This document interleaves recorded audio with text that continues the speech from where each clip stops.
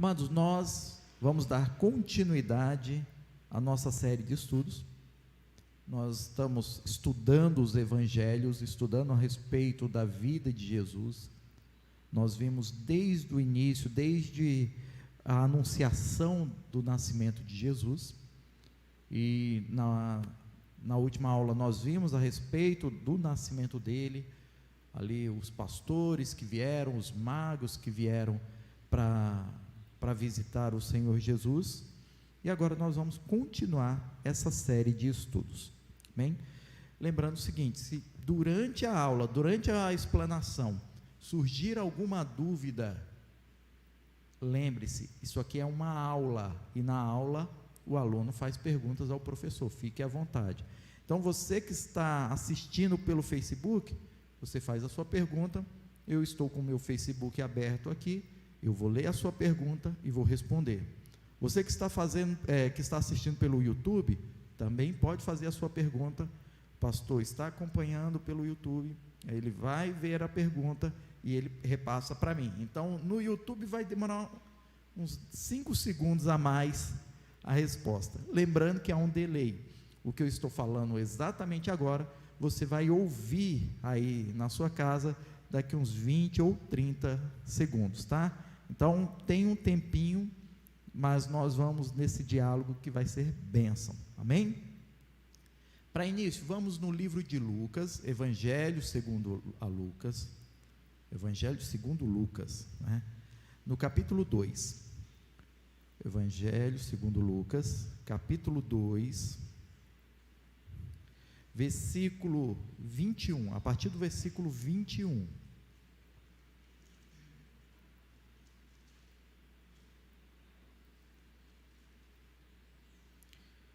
Lucas, capítulo 2, a partir do versículo 21, e assim diz: E quando os 8 dias foram cumpridos para circuncidar o menino, foi-lhe dado o nome de Jesus, que pelo anjo lhe fora posto antes de ser concebido. E cumprindo os dias da purificação, segundo a lei de Moisés, o levaram a Jerusalém, para o apresentarem ao Senhor, segundo o que está escrito na lei do Senhor: todo macho primogênito será consagrado ao Senhor, e para darem a oferta segundo o disposto na lei do Senhor, um par de rolas ou 2 pombinhos. Amados, Jesus Cristo, ele nasce, sob a lei, vigorava a lei de Moisés, era a lei de Moisés que era aplicada, que era observada pelos judeus, e Jesus, que nasce como judeu, nasce como judeu, é um judeu, ele também é submetido à lei que Deus havia estabelecido. Então, a lei dizia o seguinte: o Senhor Deus havia determinado àquele povo, o Senhor Deus havia estabelecido que, nascido um menino, no 8º dia, ele deveria ser circuncidado. Ao 8º dia, era feita circuncisão em todos os meninos. Isso mostrava o quê? Uma aliança, era um símbolo da aliança de Deus, que Deus fez com Abraão, e que se passava a todos os seus descendentes. Isso está em Gênesis, no capítulo 17. Então, Deus fez a aliança com Abraão e disse: todos os garotos que nascerem na sua descendência serão ao 8º dia circuncidados. E assim foi feito em relação a Jesus. Passados alguns dias, quando se completava 40 dias, era feita a apresentação da criança. Por quê? Porque nesse período já havia passado o que se chamava o período de purificação, porque a mãe, depois do nascimento da criança, ela se mantinha afastada da sociedade por um período, e somente depois desses 40 dias ela poderia e levar o filho para ser apresentado. Então, no 40º dia, a criança era levada, Jesus foi levado, nesse caso, para ser apresentado no templo. E na sequência aqui, a partir do versículo 25, nós vemos essa apresentação de Jesus no templo.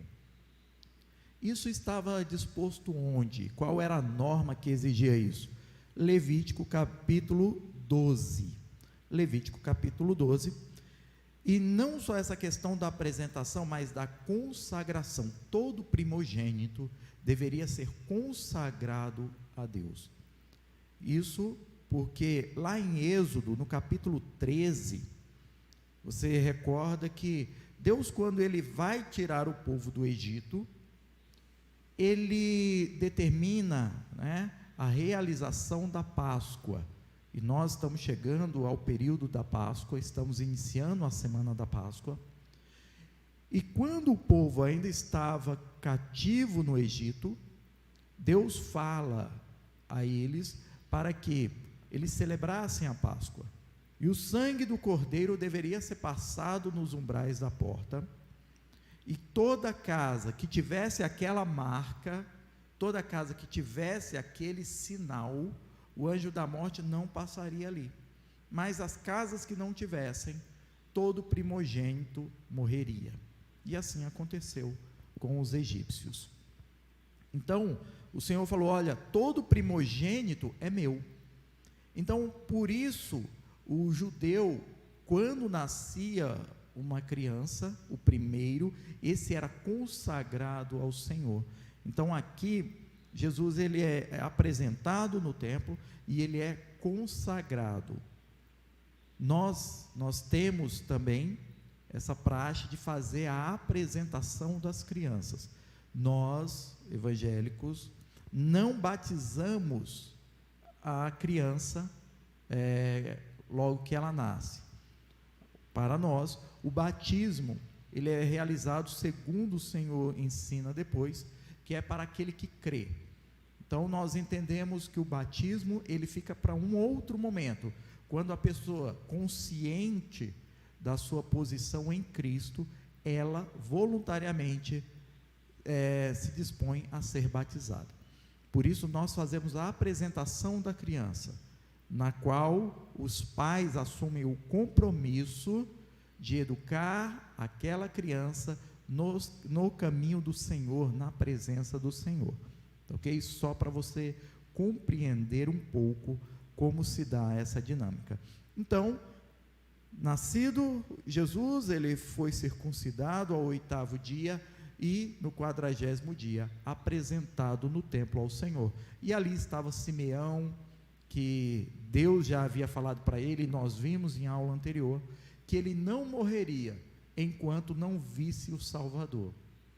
E ali, quando ele vê Jesus, ele exalta o nome do Senhor e ele entoa um cântico de louvor que Lucas retrata logo na sequência aqui, no versículo 25 a 38. Lucas fala a respeito disso, a respeito de Simeão, que era um ancião que estava ali, e também a respeito de Ana, que era uma profetisa, que estava ali, uma viúva, e que servia ao Senhor, e que teve o privilégio de conhecer Jesus ainda pequeno. Então, esses foram os primeiros dias de Jesus.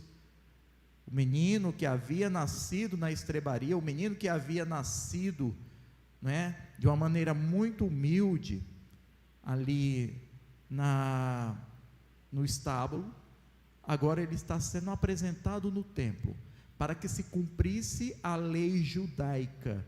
É por isso, amados, que nós continuamos estudando o Antigo Testamento. Ao contrário de alguns que acham que nós só temos que ler o Novo Testamento, nós compreendemos que é necessário estudar o Antigo e o Novo Testamento, porque o Antigo, ele prepara o caminho, ele prepara o terreno para aquilo que viria, para o Senhor Jesus Cristo. E o Novo Testamento, ele confirma os princípios as normas, aquilo que havia sido estabelecido no Antigo Testamento. Então, estudar a Bíblia requer justamente esse diálogo, Antigo e Novo Testamento. Por isso nós temos que nos empenhar e buscar em Deus conhecimento, nos dedicar a aprender mais a respeito do Senhor. Então, amados, feita essa apresentação, agora nós vamos lá para o Evangelho segundo Mateus, Evangelho segundo Mateus, também no capítulo 2, e nós vamos ficar, como eu já disse em aulas anteriores, fazendo essa ida e volta. Nós vamos no Evangelho de Lucas, depois a gente vem em Mateus, vai em Marcos, vai lá em João, porque cada um dos autores, em seu estilo literário, priorizou falar a respeito de determinados pontos. Então, para a gente entender a respeito da vida de Jesus, nós temos que usar os 4 evangelhos.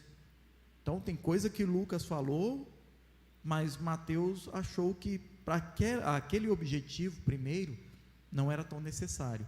Por isso a gente vai lá e lê em Lucas. Aí agora a gente volta para ler em Mateus, algo que Lucas não fez questão de abordar. Mateus capítulo 2, versículo 13 a 15. E assim diz: E tendo-se ele retirado, eis que o anjo do Senhor apareceu a José em sonhos, dizendo: Levanta-te e toma o menino e sua mãe, e foge para o Egito, e demora lá até que eu diga, porque Herodes há de procurar o menino para matar. E levantando-se ele, tomou o menino e sua mãe de noite, e foi para o Egito. E esteve lá até a morte de Herodes, para que se cumprisse o que foi dito da parte do Senhor pelo profeta, que diz: Do Egito chamei o meu filho. Então o anjo aparece para José, fala: olha, faz o seguinte, levanta, pega a criança, pega a mãe e vá para o Egito. Eles estavam a uma distância de cerca de 320 quilômetros do Egito. Então, é uma distância que de carro você percorre aí em 3 horas e meia. Mas, naquela época, você sabe que não existiam automóveis. Eles usavam ali um jumentinho para poder fazer essa viagem. E assim o fizeram. Saíram ali da terra de Israel, de Judá, e foram para o Egito. E ali permaneceram por um período, até que tivessem a segurança necessária para poderem retornar. Enquanto eles estão lá, amados, logo depois dessa saída, Herodes determina a morte de todas as crianças que tivessem menos de 2 anos, as crianças de Belém, porque havia a profecia, e ele sabia disso, havia sido orientado pelos doutores da lei, que a criança teria nascido em Belém. Então Herodes mandou matar as crianças que na cidade de Belém tivessem até 2 anos de idade. E a família então, ela foge para o Egito, e ali ela fica por um período. Acredita-se que tenha ficado lá um período de até 2 anos.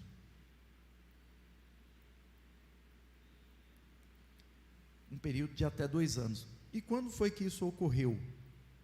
Foi a morte de Herodes, porque eles voltam para a terra de Judá, após a morte de Herodes. E a morte de Herodes aconteceu no ano 4 antes de Cristo. 4 antes de Cristo. Isso, com base nisso, a gente entende que Jesus nasceu entre o ano 4 e 5 antes de Cristo. É exatamente isso. Ou seja, você sempre utilizou o calendário, e nós estamos no ano 2021 depois de Cristo. E as pessoas entendem como o ano 0, o ano inicial, é o ano do nascimento de Jesus. Então, hoje estaríamos, né, aí num período que ele teria nascido há 2021 anos. Mas não é bem assim. O ano provável do nascimento de Jesus é 6 anos antes do ano 1 depois de Cristo. E por que essa confusão? Pelo seguinte, porque o calendário que nós utilizamos hoje, o calendário no qual está marcado que nós estamos vivendo o ano 2021, ele só foi criado 500 anos depois do nascimento de Jesus, cerca de 500 e poucos anos depois do nascimento de Jesus. E foi um monge, o monge Dionísio Exíguo, que criou esse calendário. Ele falou: olha, eu acho que nós, como somos cristãos, temos que ter como referência o nascimento de Jesus. E vários povos tinham seus calendários. Quando Jesus nasce, por exemplo, para os judeus, eles estavam aproximadamente no ano 2700. Os chineses estavam no ano 2600. Os romanos estavam no ano 700 e alguma coisa. Era assim, cada povo tinha o seu calendário. Então, Dionísio, ele fala o que? Olha, nós somos cristãos, nós temos que ter como referência o nascimento de Jesus. E ele fez um cálculo, mais ou menos, e ele falou: então nós estamos no ano 500. Esse é o ano 500. Mas só que o ano que ele considerou o ano 1, o ano primeiro, não foi exatamente o ano do nascimento de Jesus.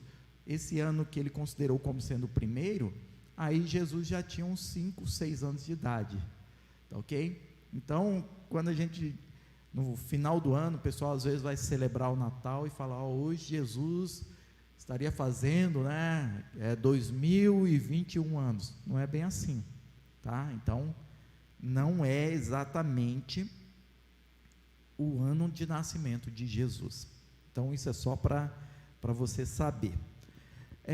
Mateus, ele fala então que Jesus fica no Egito até a morte de Herodes, e depois ele volta para que se cumprisse o que havia sido escrito pelo profeta, que diz: do Egito chamei o meu filho. O profeta Oséias, e isso está no livro de Oséias, no capítulo 11, no versículo 1, ele traz exatamente esse texto: do Egito chamei o meu filho. Então, essa ida de José e Maria para o Egito não é uma coincidência, não é por acaso, não é uma escolha aleatória. Deus já havia estabelecido que Jesus, ainda criança de tenra idade, iria para o Egito, ficaria um período lá e depois voltaria. Amados, o que isso nos traz? Isso nos traz o seguinte: lembra, lá em Êxodo fala a respeito da saída do povo do Egito, fala a respeito do povo que viveu cativo no Egito e depois foi liberto para vir para a terra prometida.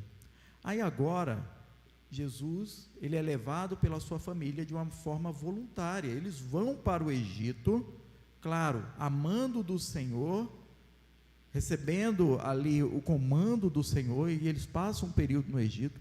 Isso nos mostra o quê? Que nesse momento, o Egito foi um local para a segurança de Jesus. Isso mostra que para Deus não há essa distinção, tipo, olha, os egípcios escravizaram o meu povo, então eles são meus inimigos. Não é. Mostra que o Salvador, ele veio para todos. O Salvador veio não só para os judeus, mas também veio para os egípcios. O mesmo Salvador que visita os judeus, nascendo ali na Judéia, nascendo em Belém, é aquele mesmo Salvador que vai para o Egito, e é o mesmo Salvador que está disposto e está batendo em todas as portas dos corações, para que as pessoas o aceitem. Então Jesus veio para todos nós. Então Jesus chama todos os povos para a salvação. Todos os povos, mesmo aqueles que antes eram inimigos, agora eles têm um convite para viverem a plenitude do que Jesus tem para eles, e isso é tremendo. E Mateus, aqui nos versículos 16 a 19, Mateus 16, versículos 16 a 19 do capítulo 2, ele fala a respeito da ordem que Herodes deu para matar as crianças. Assim como o Faraó, não é? Antes do nascimento ali na época do nascimento de Moisés, havia determinado a morte dos garotos que nascessem entre os judeus. Herodes agora manda matar os garotos que tivessem nascido em um determinado período, nos últimos 2 anos, em Belém. Em ambos os casos, tanto lá no Egito, com a ordem de Faraó, quanto agora a ordem de Herodes, o que se busca, na verdade, para além da ordem desses homens, dessas autoridades, o que está em jogo aqui é a consecução dos planos de Deus. Na verdade, é o inimigo influenciando esses homens para tentar impedir que se concretizassem os planos de Deus. Porque Deus havia anunciado desde Gênesis, no capítulo 3, versículo 15, dizendo que a semente da mulher pisaria a cabeça da serpente. Aqui estava sendo anunciada, na verdade, a vitória do Senhor sobre o mal. E por isso o diabo, ele sempre tentou impedir que os planos de Deus se concretizassem. Foi por isso que Faraó mandou matar os garotos, filho dos judeus, filho dos hebreus, na época ainda. E agora, o rei Herodes, ele manda matar todos os garotos com menos de 2 anos, que havia nascido em Belém. Mas Deus já havia tirado Jesus dali, e encaminhado para o Egito. Então, nesse período, então, houve a matança dessas crianças, apenas daquela cidade, ok? E após, aqui os versículos 19 até 23, fala desse retorno, a volta do Egito, versículo 19, morto porém Herodes, eis que o anjo do Senhor apareceu num sonho a José no Egito, dizendo, levanta-te, toma o menino, a sua mãe, e vai para a terra de Israel, porque já estão mortos os que procuravam a morte do menino. Então ele se levantou, tomou o menino, a sua mãe, e foi para a terra de Israel. E ouvindo que Aquelau estava na Judéia, em lugar de Herodes, seu pai, receou ir para lá, mas avisado em sonhos por divina revelação, foi para as regiões da Galileia, e chegou e habitou numa cidade chamada Nazaré, para que se cumprisse o que fora dito pelos profetas, ele será chamado Nazareno, Jesus de Nazaré. Amados, os profetas já tinham relatado, já haviam previsto que ele seria chamado de Nazareno. E é por isso que quando eles voltam do Egito, eles não vão morar em Belém, cidade natal de Jesus. Jesus nasce em Belém para se cumprir a profecia que dizia que em Belém nasceria o Salvador. Mas quando eles voltam do Egito, eles não vão para Belém, eles vão para Nazaré. E eles vão habitar em Nazaré, para que se cumprisse outra profecia, que ele seria chamado Nazareno, que já era uma outra região, a região da Galileia. Então, amados, tudo isso que acontece não é por acaso, tudo já estava profetizado, tudo já estava descrito, Deus já havia elaborado tudo, todo esse plano já estava sob o controle de Deus. Então, o fato de Jesus, ainda criança, ir morar em Nazaré, e ali passar toda a sua infância, sua adolescência, e até chegar à sua fase adulta, estava profetizado, e ele vai ser conhecido como Nazareno, Jesus de Nazaré. Então, olha que tremendo como Deus ele organiza as coisas. Então, nós sabemos que ele nasceu em Belém, mas foi criado em Nazaré, e como Nazareno ele foi conhecido. As pessoas o conheciam como Nazareno. E assim é com tantos outros, né?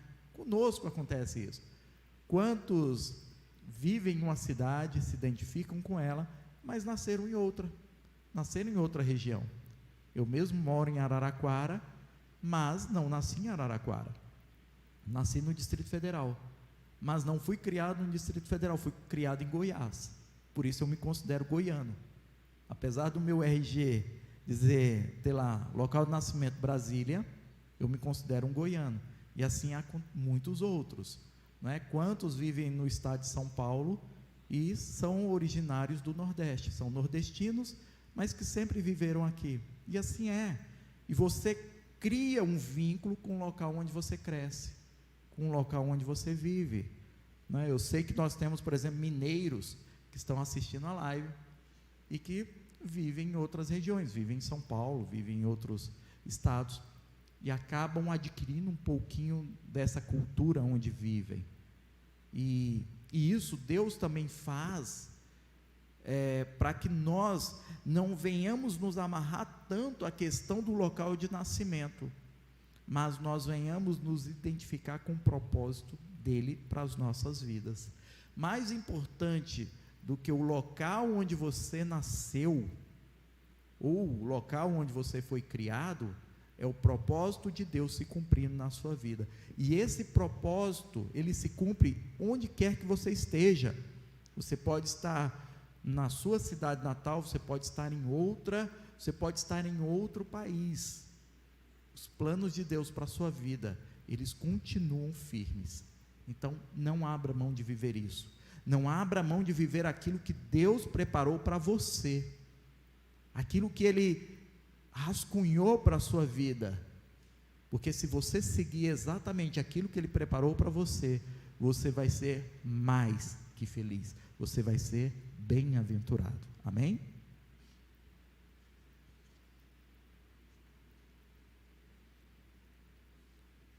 Aí, amados, nós vimos, né, a respeito desse retorno de Jesus, que fala que Herodes já havia morrido. Aí eu vou entrar no assunto, que é um assunto paralelo, mas é importante para que você compreenda muita coisa na Bíblia, tá? Que aqui fala a respeito da morte de Herodes, mas quando você vai lá na frente, vendo a respeito, por exemplo, de João Batista, você vai ver que Herodes mandou cortar a cabeça dele. Depois, quando Jesus está sendo julgado, Pôncio Pilatos manda que ele seja apresentado a Herodes. Lá na frente, lá em Atos, também fala a respeito do rei Herodes, que não deu glória a Deus e foi comido de bicho. Amados, quando você lê assim, direto, às vezes você pode não entender adequadamente do que a Bíblia está tratando.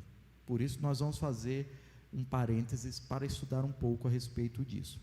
Aqui fala que Jesus ficou no Egito até a morte de Herodes.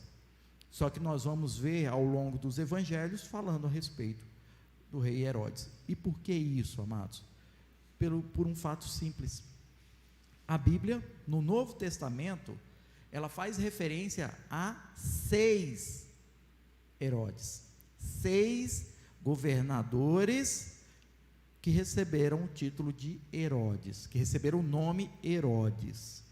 Então, quando você ler na sua Bíblia, ele foi apresentado a Herodes, o rei Herodes, o governador Herodes, você tem que saber em que momento isso aconteceu, para saber exatamente quem é essa pessoa da qual está se falando.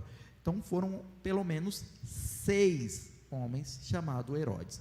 O primeiro deles é o que se convencionou chamar Herodes o Grande, que é justamente esse Herodes que na época do nascimento de Jesus governava toda a região da Palestina. Esse homem, ele começou a governar no ano 37 a.C., 37 a.C., o Herodes o Grande começa a reinar. E ele vai reinar até o ano 4 antes de Cristo, que é aquele período em que Jesus está no Egito. Ocorre a morte desse Herodes, e a família de Jesus vem para a Galileia. Então esse é o primeiro, e esse Herodes, ele governava toda uma região, e ele morre então no ano 4 antes de Cristo. Esse Herodes, ele tinha três filhos.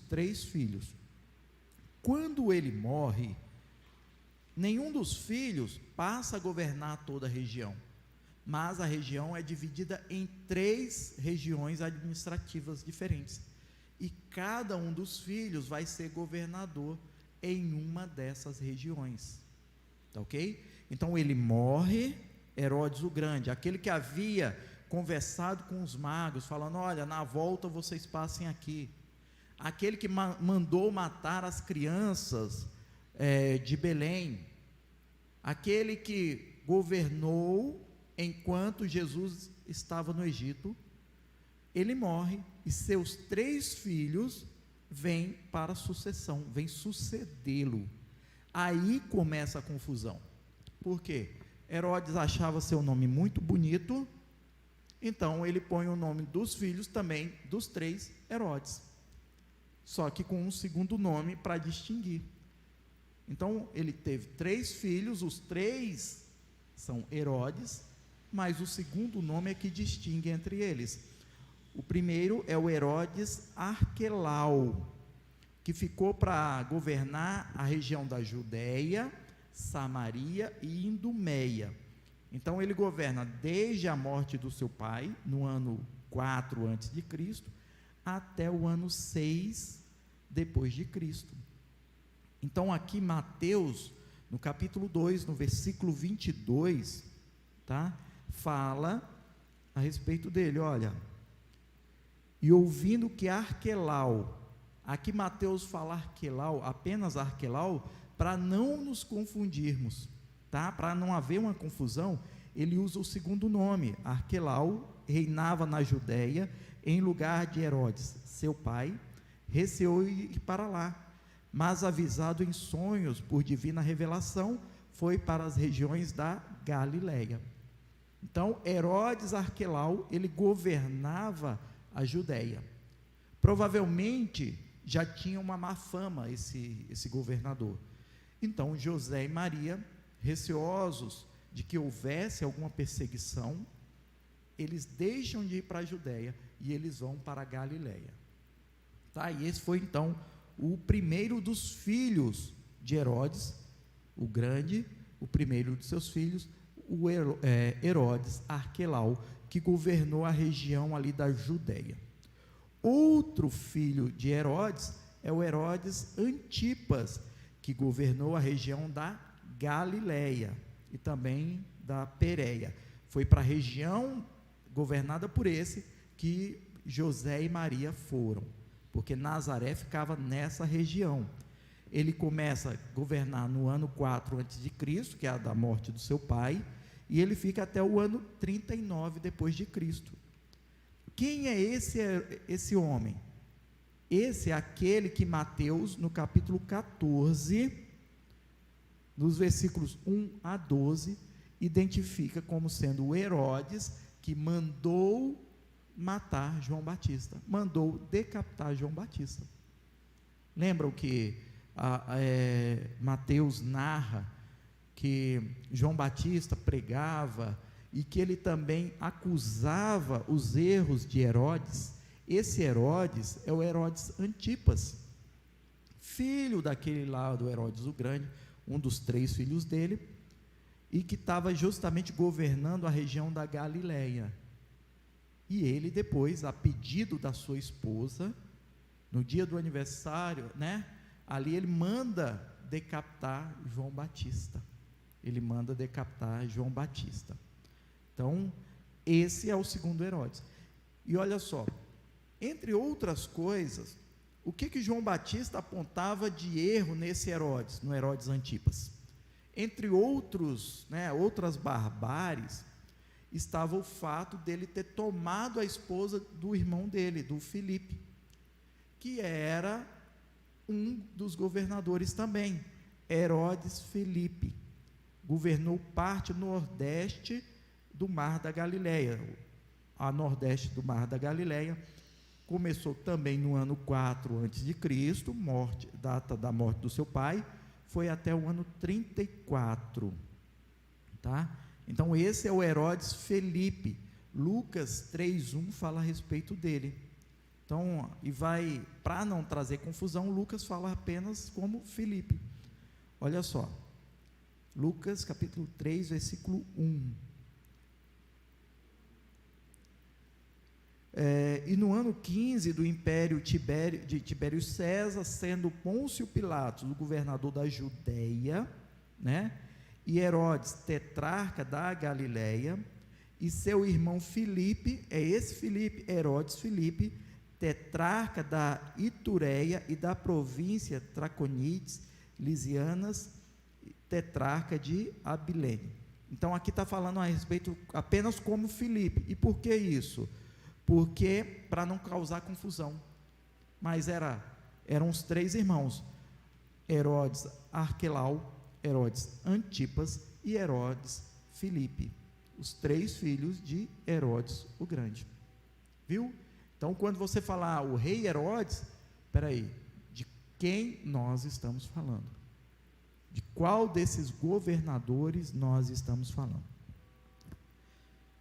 Morreram esses, a partir do momento que esses deixam de reinar, outros vêm e recebem também o nome Herodes, entre eles Herodes Agripa I, que governou do ano 41 até o ano 44, sobre toda Israel.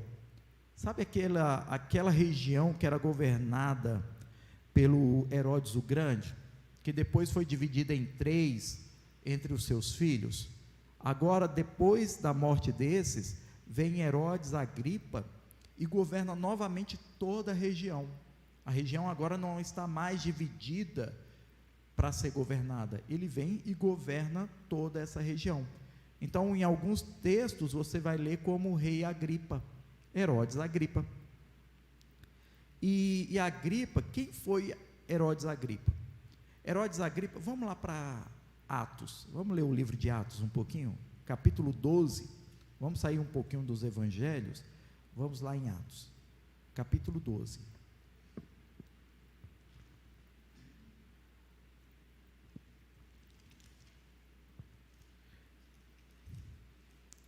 Atos capítulo 12, versículo 1 e 2, porque aquele mesmo tempo, o rei Herodes Agripa, estendeu as mãos sobre alguns da igreja para os maltratar, e matou a espada Tiago, irmão de João. Então, foi esse Herodes que mandou matar Tiago. E na sequência, amado, versículo 21 a 23, aí do capítulo 12 mesmo. E num dia designado, vestido Herodes as vestes reais, estava sentado no tribunal e lhes dirigiu a palavra. E o povo exclamava: voz de Deus e não de homem. No mesmo instante, feriu o anjo do Senhor, porque não deu glória a Deus, e comido de bichos, expirou. Ele estava numa audiência, ele estava ali no tribunal, estava em meio ao povo, e começa ali a turma, voz de Deus e não de homens. Ele está discursando. Então eles estão dizendo, quem fala não é um homem, é um Deus. Na verdade estão idolatrando ele. E ele, vestido nas suas vestes reais, ele se vangloria disso, ele se enche, ele está se sentindo. Então ele está ali, o povo é um Deus, e o ego dele inflando. E naquele momento, por não dar a glória a Deus, amados, o que é dar glória a Deus? É gritar na igreja, glória a Deus? Não é. Qual era que tinha que ser a postura dele? Ele falar, pessoal, espera aí, eu sou o rei, eu sou o governador, mas eu sou apenas um homem, eu não sou Deus. Eu não sou Deus. E justamente por não fazer isto, e por receber a honra que deveria ser de Deus, por receber para si a honra, a glória de Deus, ele foi fulminado naquele mesmo instante e morreu ali comido de bicho. Então é isso que acontece, né, com aquele que deixa, que quer ocupar o lugar de Deus. Então dar a glória a Deus vai muito além do que você gritar glórias a Deus. É você dizer: opa, não foi por mérito meu que eu consegui isto, mas foi Deus quem me abençoou, foi Deus que me fortaleceu, e na sua vida é isso que você vive. Tudo que você tem é porque Deus te abençoou. Tudo que você já conquistou foi porque Deus te abençoou. Tudo que você já fez na sua vida só foi possível porque Deus permitiu. E dar glórias a Deus é justamente isso, é você falar: olha, graças a Deus eu consegui, porque não foi mérito meu, foi Deus que assim me concedeu. E eu te garanto que todas as suas conquistas, sempre havia alguém mais capacitado que você, sempre. Mas você conseguiu porque Deus te abençoou. Se hoje você está assistindo essa aula, é porque Deus tem te abençoado, cuidado de você. Então dê glórias a Deus, fala: Deus, eu reconheço que é o Senhor que faz maravilhas em minha vida. Eu tenho uma família porque o Senhor me concedeu. Eu tenho bens que eu posso utilizar no meu dia a dia, porque o Senhor assim me concedeu. Isso é dar glórias a Deus, amém? E o outro, a partir da morte, né, depois da morte desse, tempos depois, se levanta outro Herodes, que é o Herodes Agripa II. Ele não governou toda a região, ele governou apenas aquela região que havia sido governado pelo Herodes Filipe, tá? Paulo, em certo momento, é levado para se justificar perante ele. Então Paulo foi levado, ali no período que Paulo estava sendo ouvido, sendo julgado, Paulo teve que ser ouvido por esse Herodes Agripa, e Paulo se refere a ele como rei Agripa, tá? E é interessante porque Paulo foi levado para ser, né, interrogado, e ele fala: fala a respeito dessa sua fé aí, para eu poder analisar, não é? E ver a seu respeito. E Paulo começa a falar de tudo que ele havia feito, em nome do Senhor Jesus, em nome do Senhor Jesus, e Paulo vai e dá o seu testemunho de vida, que ao final, esse rei Herodes, ele fala: olha, da maneira como você fala, com a empolgação que você fala a respeito desse Jesus, você quase me converteu, não vou me converter ainda, mas, e por que isso? Por conta da empolgação, por conta da alegria com a qual Paulo falava. Paulo falava de Jesus de uma maneira tão profunda e tão amorosa, como: olha, eu vivia entre os judeus, eu era um líder, eu era um homem religioso, tinha prestígio, mas eu não tinha salvação. Quando eu encontrei a Jesus Cristo, aí eu encontrei a verdadeira salvação. E Paulo fala com muita profundidade a respeito de Jesus, ao ponto de Herodes Agripa II dizer: olha, você quase me convence. Mas na dureza do coração de Agripa, ele se fecha e não reconhece Jesus como seu Salvador. Mas isso serve para quê?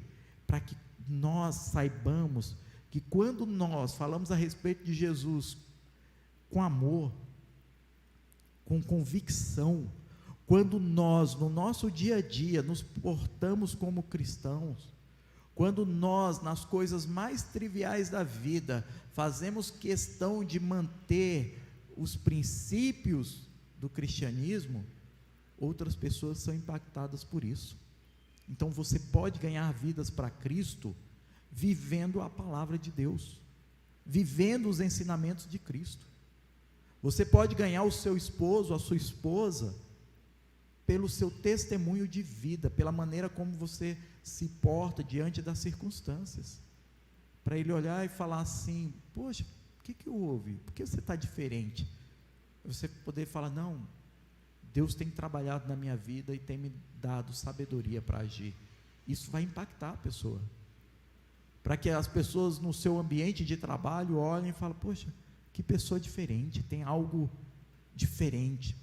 Pode ser que elas nem saibam designar isso, nominar isso, digam que você tem uma luz, tem uma áurea, conforme elas entendem, mas na verdade é Jesus, através da sua vida, sendo revelado.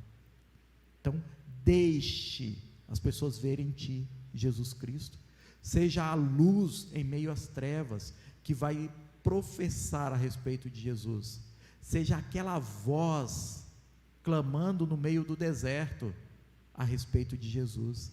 Então, o que fizer, faça para a glória de Deus, e pessoas vão ser transformadas. Vai começar na sua casa, seu esposo ou sua esposa vai ser transformado, seus filhos, continue orando por seus filhos, falávamos disso outro dia, continue orando pelos seus filhos, e mantendo uma postura íntegra, que os seus filhos, olhando para isso, vai chegar um momento que eles vão se convencer de que somente em Cristo eles têm vida. Aí é assim que você vai transformando a sua vida, é assim que você vai ganhando os seus familiares, para que eles também queiram viver o que Cristo tem para nós. Então esse foi o sexto dos Herodes citados na Bíblia. Então, quando se fala em rei Herodes, nós temos que parar, ver qual é o momento e analisar as circunstâncias para saber de quem estamos falando. Amém? Então, amados, Jesus Cristo voltou a viver na terra dos judeus, só que agora ele está crescendo em Nazaré. Está crescendo em Nazaré. E Lucas, para a gente encerrar, vamos lá em Lucas, no capítulo 2, Lucas capítulo 2, a partir do versículo 39, não vamos ler todo para ganhar tempo, vamos ler só os primeiros versículos aqui, vamos ler só do 39 ao 42, mas você depois faça a leitura até os 52, tá bom? E quando acabaram de cumprir tudo segundo a lei do Senhor, voltaram para a Galileia, para a sua cidade de Nazaré. Aí, aqui, do versículo 39 para o 42, tem aquele período que nós lemos, que eles viveram no Egito, tá? Lucas não faz menção a isso, e versículo 40 em diante, é depois que eles voltam do Egito. E o menino crescia e se fortalecia em espírito, cheio de sabedoria, e a graça de Deus estava sobre ele. Ora, todos os anos iam seus pais a Jerusalém à festa da Páscoa, e tendo ele já 12 anos, subiram a Jerusalém, segundo o costume do dia da festa.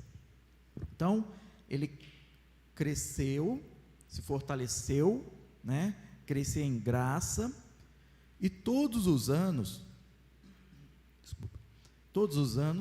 a família ia para Jerusalém na festa da Páscoa.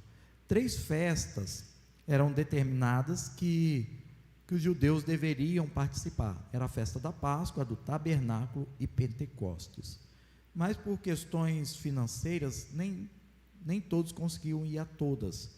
Então eles optavam por ir à festa da Páscoa, que era a principal. Era uma festa que durava 7 dias, amado. Então esse fato, ele ocorre, nesse período que nós estamos vivendo agora, tá bom? É esse período de agora, nós estamos começando a semana da Páscoa. Então eles foram para essa festa, ficavam ali, ia muita gente, de todas as cidades iam e ficavam ali em tendas, se ajeitavam de alguma maneira para a festa.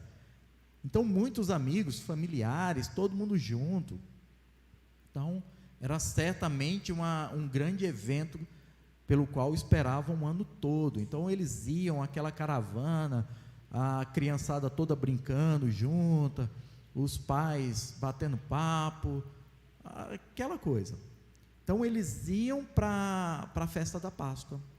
E aqui nesse período chega lá, acontece a festa, preparam tudo, estão voltando para casa, já estão caminhando, e aí percebe que Jesus não estava entre eles. Então Maria fica desesperada com José: cadê Jesus? Pergunta entre os primos ali, entre os amigos: cadê Jesus? Não sei, ele estava aqui. Aliás, a última vez que eu vi foi ainda lá no templo. E eles voltam para Jerusalém, eles já tinham caminhado, eles voltam, voltam correndo e encontram, olha só, versículo 46.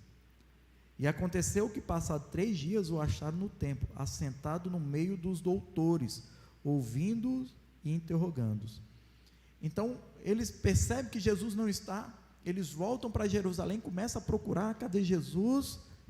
Aí depois, já no 3º dia, eles vão ao templo, e ele está lá sentado, conversando com as autoridades, questionando, falando a respeito da lei, falando a respeito dos costumes da época. Então ele está ali no meio deles. E aqui que Jesus fala, olha, vamos dar, a partir do versículo 47, e todos que ouviram admiravam a sua inteligência e respostas, e quando o viram, maravilharam-se, e disseram-lhe a sua mãe, disse a sua mãe: filho, por que fizeste assim para conosco? Eis que o teu pai e eu, ansiosos, te procurávamos. E ele lhe disse: por que é que me procurais? Não sabeis que me convém tratar dos negócios de meu pai? E eles não compreenderam as palavras que lhe dizia. E desceu com eles e foi para Nazaré, e assim foi. E ele lhes era sujeito, ou seja, obedecia aos pais, tá? Sua mãe guardava no coração todas essas coisas. E crescia Jesus em sabedoria, em estatura e em graça para com Deus e os homens. Então, a partir daqui, aos 12 anos dele, não há mais informações. Nós só vamos encontrar a respeito de Jesus quando ele começa o seu ministério, já aos 30 anos. Então, tem um intervalo aí de 18 anos, em que a Bíblia não fala a respeito de Jesus. Amados, Jesus na infância realizou algum milagre? Ele ressuscitou um pássaro e alguma coisa assim? Não há nada na Bíblia a respeito disso. Na verdade, lá na frente nós vamos ver que o primeiro milagre dele foi num casamento. Então, qualquer outra coisa que você ouvir é apenas especulação humana. Mas a tradição diz isso, ou seja, é apenas algo que os homens dizem que foi, mas a Bíblia não fala isso. Então nós entendemos que não existiu, tá bom? Amados, com isso a gente encerra nossa aula por aqui. Eu espero que tenha sido proveitosa para você. Ninguém fez pergunta, o pessoal está muito acanhado, vocês estão com muita vergonha ainda. Podem fazer as perguntas, tá bom? Dúvidas, manda para a gente. O que eu não souber responder, respondo depois, vou pesquisar, vou estudar e depois a gente responde. Mas a gente tem que aprender mais a respeito de Jesus Cristo, tá bom?